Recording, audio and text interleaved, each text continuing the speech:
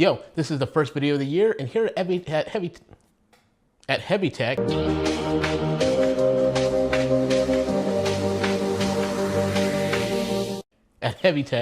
we're gonna be starting off the year with another piece on air cooling. Well, I guess that's not different from last year, because that's kind of primarily what we do here. But anyways, we're gonna be talking about something a little bit different when it comes to cooling on the lines of GPU cooling. Pretty big. What we have here is a pretty innovative product. It's the Accelero Xtreme 4 from Arctic. It's the big boy on the block when it comes to aftermarket GPU cooling. It has a decently large heatsink with 5 copper heat pipes and a nice dense fin stack to just let you know that they're not messing around here. So why would anybody need anything like this? I mean, for the most part, companies are doing a really fantastic job of keeping their cards out of the molten zone, you know, by equipping them with adequate cooling parts. Even the reference designs are better now than they've ever been from NVIDIA and AMD. So why would you need to buy something along the lines of this? Are these aftermarket coolers like the Accelero Xtreme 4? Is it meant for newer architecture like Pascal or Polaris? Not really. It's not really intended for them, although based on their wide ranges of GPUs you can actually use this cooler on, it can work on those things, but to me personally, and I find a whole lot of people to argue with me, not really intended for those types of coolers. I feel it's actually intended for the older coolers. Maybe the broken down coolers that you have that maybe the fin stopped working, the fan stopped working, it's no longer dissipating enough heat. Maybe you can't clean the fin stack anymore because it's so laden with dust that you're just thermal throttling your GPU when you just look at it. Not alone turn it on your computer. Maybe the environment that it's in needs better cooling. To me, that's what this cooler is actually intended for. Even though it can be used all those different use cases, like I said, with pretty new architectures ranging from like the Pascal and Polaris from AMD and NVIDIA. This is where I believe it shines the best. And I have a whole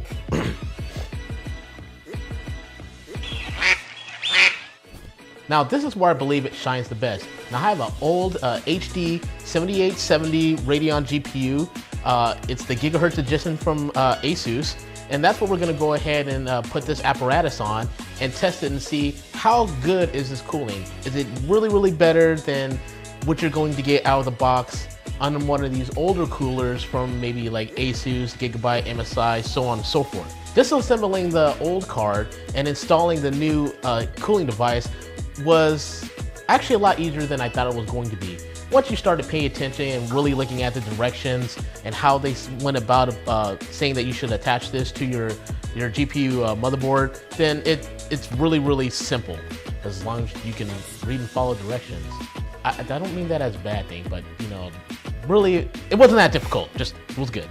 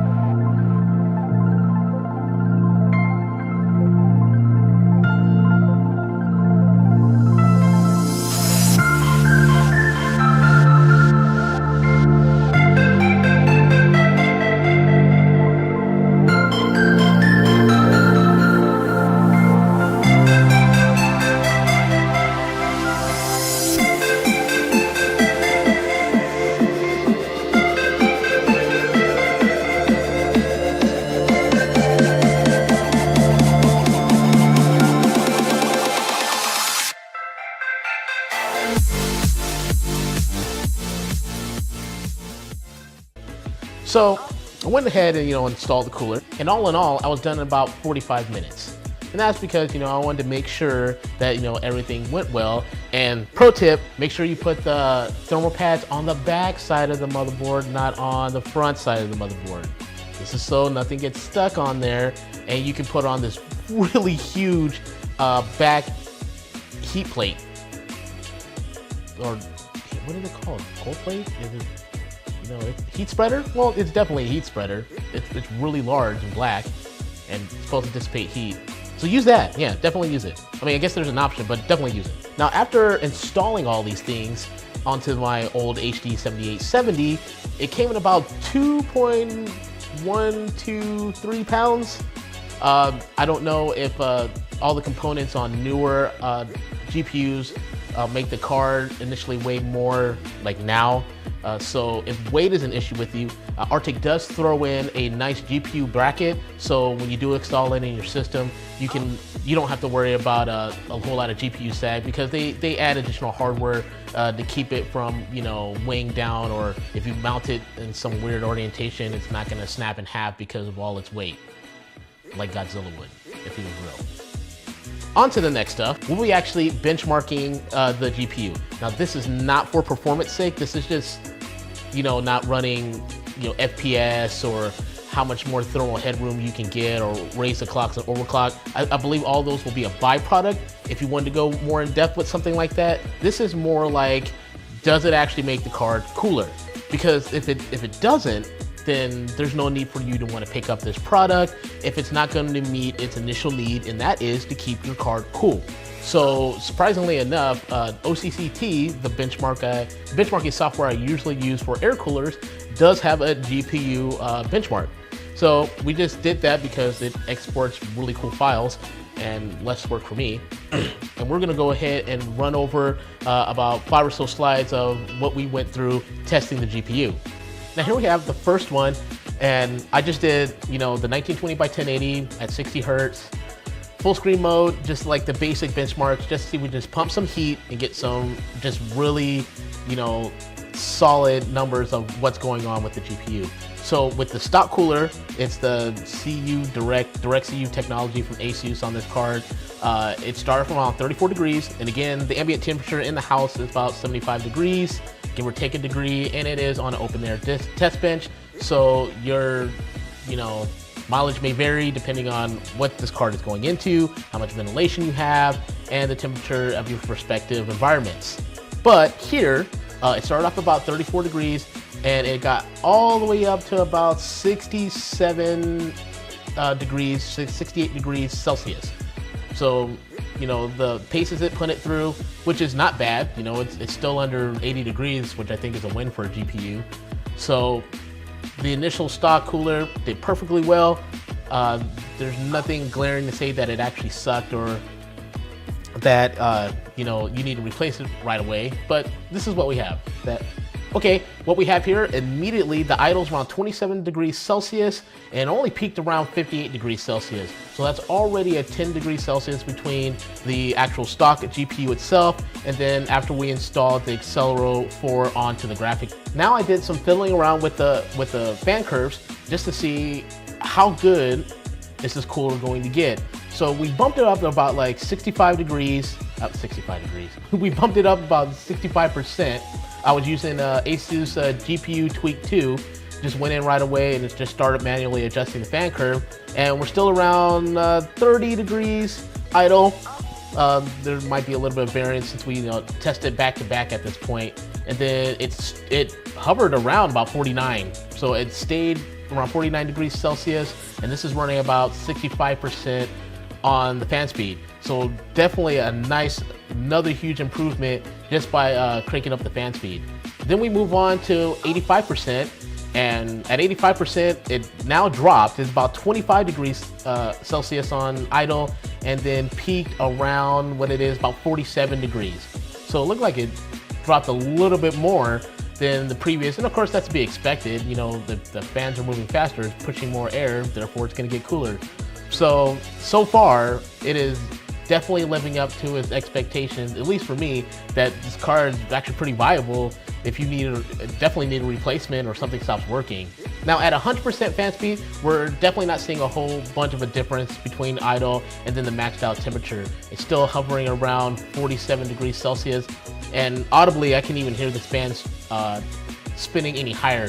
So really, if you just want to crank it up to 85%, then that's essentially all you're going to get out of these fans. And if you have a nice environment that the cooler is actually in, you have decent airflow in the case, then you should be able to maintain something like this real easy. If you're running like older games, you definitely want to keep it cool, or it's just, you know, a little taxing for the GPU you might have. The noise level wasn't that loud. Of course, you know, it's you know, 3 fans moving at, you know, 85%. So it's going to make some noise, but it didn't sound like a helicopter or a jet engine taking off. It was a little loud, but I mean, if you can deal with that, then I guess you can run it at 85% if you want to. Now here comes for the kicker. Should you buy this? Now, I know this isn't like an in-depth review, particularly because I'm not saying it's been done to death on YouTube, but you know, there's a lot of other reviewers that have actually reviewed this in great detail. I'll go ahead and leave the links to those videos in the description, along with the description of where I bought this. You know, it's $59 and some change for buying this. And personally, if you have like an older video card and you can't quite afford a newer one, but you know, it's broken or it's just running hot all the time, then to me this is kind of like, you know, a little bit of a stopgap. It's definitely a viable solution if you just want to spend a little bit of money and just to keep it limping along until you're able to get something else, or if you just like where you're at and you're happy with your setup and that's what you want and you want to keep it as long as humanly possible, then that's another option also. It's good for what it does. It really is. I was thoroughly surprised, especially when I ran the 65% right out the gate. I'm looking at 10 degrees Celsius, you know, less than the max. So I think that's, you know, halfway normal territory for playing games, especially in the case with decent airflow. And this is, you know, excluding if you're going to, you know, water cool your graphics card, which is, you know, very, very popular these days. But if that's something you don't want to do and you still want to keep things cool, then yeah, buy one of these. Like, it's good. Heavytek makes one too, and I think there's a couple of one or two other companies that actually make a GPU cooler that you could try out. But Heavytek always seems like they do a solid with their fan design. That they're always definitely in that competitive pricing segment for their products, and they really do just make a really good product. And if you just want to keep your stuff moving along, you want to keep investing in the product you have, then pick up this cooler. It works. The performance, you know, it actually does what it says it does. I wish you could have got a little bit more if you bumped it up to 100%, but you know, to me at that point, you know, you're kind of like splitting hairs. It's really not that, you know, big of a deal. Maybe some other GPU software, like maybe MSI Afterburner or whatever EVGA uses, that you might be able to tweak some stuff. And then since you have a little bit more thermal headroom now, you might be possible to overclock whatever GPU you have and squeeze a little bit more performance out of it. That is, you know, the other plus side to maintaining cooler temperatures is, you know, you get that thermal headroom to do a little bit more with what you have. So if you guys didn't notice, I don't have a mask on it, and it's a new year, so maybe I decided to reveal myself and do new things. So I'm glad you guys liked the video. We got some more cool stuff. I'll be doing a giveaway, kind of like I'll be giving away a PC for the most part. We'll be doing content on that. It'll be upgrade time. You know, it's tax season. What you guys are doing for tax season, so what will be a new staple on the channel is we'll be upgrading. I will upgrade my gaming rig, the one that I specifically game on. We'll do once a year swap. We'll put in brand new parts, new motherboard, new processor, whatever, most of the top of line components, and see, you know, just do it because I can, I guess, and it's cool, and my wife lets me, so yeah. If you guys liked the video today, thumbs up. If you did not like the video, again, thumbs down. Go ahead and hit that subscribe button, and don't forget to hit that little bell icon so you know when my new videos come out. To all my new subscribers, like, you know, the rare few of you, but I love every one of you guys. Thank you for, you know, indulging me in my nonsense and in my hobby, which is this, YouTube. Like always, guys, be awesome, be heavy. We'll see you on the next one.